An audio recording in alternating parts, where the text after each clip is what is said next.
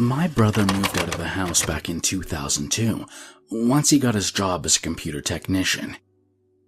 And he recently went missing. When I went to his house, it was locked, with 3 sheets of printer paper taped to the front door. While coming home from work one day, I noticed someone had left their damaged, plain gray laptop laying in the middle of my driveway. I got out of my car to examine it more carefully. The LCD definitely showed signs of user-related damage. There was a large hole on the left side of the screen that appeared to fit a standard Phillips head screwdriver perfectly. There was a webcam above the display, and it was also destroyed with what looked like the same screwdriver. Other than that, everything else in the computer showed minor signs of wear. Almost all of the keyboard's keys were faded, but not to the extent that the laptop could be considered unusable. I looked at the back of the display to find out what brand it was, but I couldn't find anything. I looked at the entire laptop shell, but there was no text or logo stating what brand it was. In fact, there was no warranty sticker, no proof of license sticker on the bottom, no text whatsoever. What was even more odd was the fact that the only ports on the laptop were a VGA port for connecting an external display and a USB port. How long could this laptop have possibly run without a charging port to recharge the battery? It must have been a very low-end laptop where you had to remove the battery pack and put it into its own charging dock. Why did it have a webcam, though? Curious as to what was on the laptop, I ran inside to my basement where my old desktop was currently being stored. The reason it was down there was because I forgot to bring that behemoth to the local Ksarch to recycle it. I would have been using it as my regular computer, but it takes 5 or 6 hours to fully boot because the system always goes through recovery mode every time you start it, and the processor is way too slow to recover everything on the 500 gigabyte hard drive I had installed on it. A 120 megahertz Pentium processor doesn't get you far. I removed the old LG CRT monitor from the desktop and plugged it into the laptop. I went to push the power button when I stopped. There's no way this is going to work. The battery has to be dead by now. I rummaged around the basement to find my battery voltage tester and immediately withdrew the battery from the laptop and checked the voltage. Lo and behold, it had no charge. Well, I thought, might as well just leave it and take everything to Ksarch tomorrow morning. With that, I unplugged the display from the laptop, put it back into the desktop, and simply left everything downstairs. After leaving the basement, I went to go watch TV for about 3 hours or so before going to bed. I was suddenly awakened from my deep slumber by the sound of the Windows 2000 startup jingle, and I fell out of my bed. It was deafeningly loud. I swore someone was holding up a pair of speakers right next to my ears. I stood up in a groggy daze, and it took a couple of minutes to figure out what the sound was. The desktop.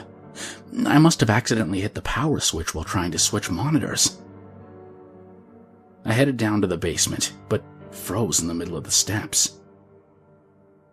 I remembered that there was no way my computer could have started up because I have Windows 95 installed on my desktop. I was reluctant to go down the steps after that, but my common sense was kicking in and I thought I must be getting my OSs mixed up. When I walked down, I was shocked to see that my desktop wasn't on. In fact, I remembered it wasn't even plugged in. I had to make sure of it, though. I checked behind the desktop. Everything else was plugged in except for the power. There was absolutely no chance of that laptop turning on. It was impossible. I removed the battery from the laptop again and rechecked the voltage. This time, I couldn't get a direct number. The voltage tester was just going insane. I reinserted the battery and pressed the power button on the laptop. Some indicator lights flashed, meaning the computer definitely started, except this time, the startup jingle wasn't played at all. I needed to see what was going on here. I connected the CRT monitor back into the laptop, and what I saw was a bare desktop with 3 icons in the corner. The taskbar was empty, and there was no start menu button. The wallpaper was black. Why would anyone do this to their desktop? Anyone could remove all the icons, but they had to be pretty skilled hackers to remove the start menu button. Of all 3 icons, one was a games folder, one was a video folder, and the last was the DOS command prompt program. Maybe this was a kid's laptop? Clicking on the games folder confirmed my suspicions. A little girl must have owned this laptop. I felt some remorse for the poor girl because there was only one game in the folder. The program name was princess.exe. I clicked on it just to see what the game was like. A fully animated title screen came up with various generic fairy tale princesses twirling around the screen, and then the logo flew down with a bunch of sparkly doves holding it. The game was called Princess Creator. Make yourself beautiful. So it must have been one of those low-budget put.pings of various clothing items onto a photo of yourself games. I was right. As the menu popped up, I was given the option to dress up or to view pretty pictures. I wanted to see what the girl looked like, so I clicked on the second option. She had to have been no more than 5, and on top of that, she looked really cute. She was of either Mexican or a Spanish origin. She wore a somewhat tattered white dress with small red frills around the sleeves and collar. It had small roses on it. I smiled, as it looked like she had a lot of fun putting a virtual tiara on her head. However, browsing through the photos, about halfway through, there were pictures of a room with nothing else but a bed inside. She must have been dodging the camera for the hell of it, I guess. After that, I felt I'd seen enough of that program, and might as well go see the 2 other files in the laptop. I decided to go into the command prompt to see if I could locate any other files in the hard drive. I simply got a blank line with no drive letter. Okay, this is really strange, I thought. I typed into the command box, Start Drive C, to see if I could open the directory I wanted to explore. I pressed enter, and DOS simply replied, Start is not recognized as an internal or external command, operable program, or batch file. After a few seconds, the program crashed, bringing me back to the desktop. So, I guess the last thing to look at is the videos. I double-clicked the folder, and the screen faded to black. I thought it had crashed, but then I noticed there was a small line flashing in the top left corner. Suddenly, the text start/videos/001.wmv flashed briefly, and then a video appeared in full screen. It was the girl again. This time, she was smiling, bouncing slightly in excitement. Her happiness made my heart feel warm. My guess was that she must have been recording herself playing the dress-up game with the webcam. At first, she was simply moving her finger across the trackpad, clicking and giggling excitedly for a bit. She must have been laughing at the things she put on herself in the game.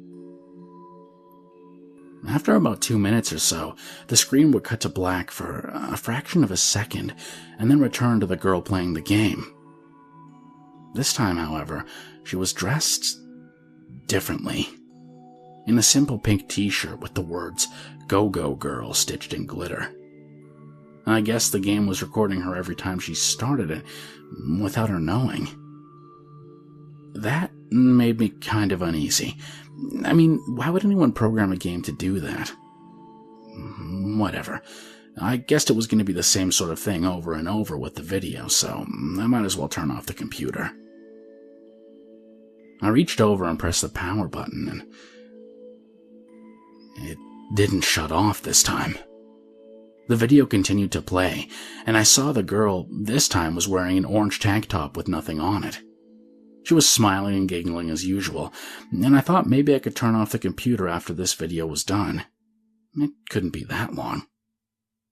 The video seemed to drag on, with more cuts of her playing the game in a different outfit, and I started to doze off. However, after the next cut in the video, the girl was just staring at the camera with an expressionless look on her face. Wondering what the hell was going on, I became interested in the video again. This one didn't make me smile. It made me extremely uneasy to watch her without her usual smiley face on. It was dark in the room, but there was one desk light on at the side. She was in some sort of nightwear. What was she going to do? She sat there for a minute with that blank expression, like she wasn't thinking at all. I started to get really tense, as if something awful was about to happen. She bent over and picked up a handsaw from the left side of where she was sitting. She held it in front of her, showing it to the camera. Then, she placed the jagged blade on the side of her cheek. I cringed at what I was seeing. Slowly, she began slicing into her right cheek. Blood drizzled down her neck as she did it. Slowly, the sides of her teeth began to show after about 10 seconds. As the saw went lower on her face, more of her teeth began to show on the side. Blood covered almost the entire right side of her face. She eventually got to the bottom of her jawbone and sawed a tiny piece off of it too. Her cheek fell to the ground with a small thud, and she put the saw in her lap and continued to stare at the camera, emotionless. I couldn't take much more of this and tore the battery out of the laptop, but the video continued to play. Then, the next cut began. The girl screamed in extreme pain. I almost fell out of my seat. It was so loud. She screamed and put her hands over her now absent cheek. She continued to scream in agony for about 10 seconds, and then there was a knocking heard from the side.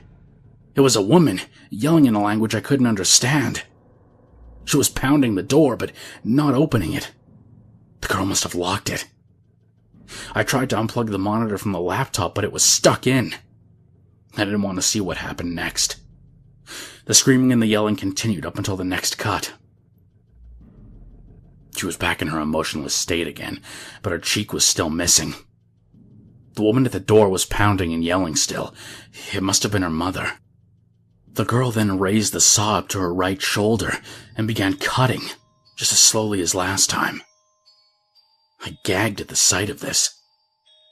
The blood began to stream out in all directions. The yelling behind the door fell silent. I guess the other woman was trying to get someone to help her, either the father or brother or whatnot. When she hit the bone, an awful grinding noise could be heard. I covered my ears, but I could still hear it vividly through my hands. I noticed a piece of her muscle got stuck on one of the steel teeth of the saw. This cut ended a lot faster than before, and the next cut was the same thing, except the color from her face was draining, and her pain-ridden screams became quickly weaker. Her clothing was completely red with blood on the right side. Then, she became emotionless again. God, what is she going to cut off next? The mother returned with what sounded like 2 other people, and they were all yelling in the same language as before. She raised the saw and began cutting the right side of her head off. Loud thuds were sounding at the door. They were trying to knock it down. She continued to work her way down, with blood going in all sorts of directions. The thuds still repeated themselves on the door. I was mostly confused as to how she kept going, even though she went through her brain with the saw. Her right eye rolled into the back of her head. Blood began leaking out of it. She eventually made it to the top of her mouth, where she hacked her way through the bones and teeth. It was the single worst sound I've ever heard in my entire life. I still hear it in the back of my head some days. The thuds continued, and deep in the back of my mind, I hoped they wouldn't be able to break the door down, so they wouldn't have to see such an awful sight. She finally made it through, and with that, the right side of her head fell to the side of her neck, held on only by a piece of skin. I remember the chilling sound of her jaw being unhinged when it was tugged violently by the force of the top half of her head. She put the saw down to her side. The cut ended, and in the next cut, she simply fell face down onto the desk. Half her brain fell out onto the desk on impact, and her eye popped out of the socket. Blood pooled on the desk. The people trying to break down the door finally made it in, and they were hysterical at what they saw. Their daughter was in pieces. The mother vomited and ran out of the room. The father ran to the daughter, put her head back together and cried, holding her head at the side of his. The other man, presumably the girl's older brother, simply stared in horror at what he saw.